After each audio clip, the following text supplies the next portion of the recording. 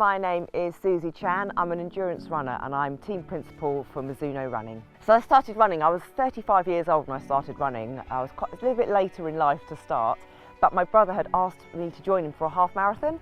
I hadn't run before. It was quite intimidating, but I can remember starting to run, trying to run around 2 football pitches, and I couldn't do it without stopping, wondering how I'd make 13 miles. When I finished, I just felt really euphoric, and I just knew from that moment that running would be part of my life. Why I run now is actually really different to why I started running. The reasons change, as the years have gone by, and now it's very much part of my life. It's sort of what I do and who I am.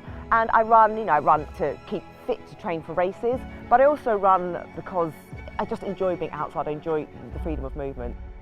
When I think about my biggest achievement, it really is that first half marathon, because when you start running, it can feel like quite an intimidating world, but once you get going and you meet fellow runners, it's so encouraging. I can remember reading about a race across the Sahara Desert. I had no idea such events existed. And this race was called the Marathon Des Sables. It's quite a famous race, self-sufficient, so you have to carry everything you need to survive for the week on your back. You're running for 6 days. A whole world opened up to me, and it made me believe in what I could actually do, and it made me realise that you can't restrict yourself by what people think you can do.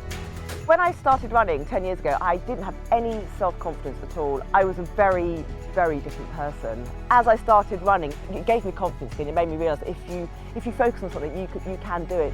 I've got a daughter, she's 19 now, and when I started running, she was about 8 or 9.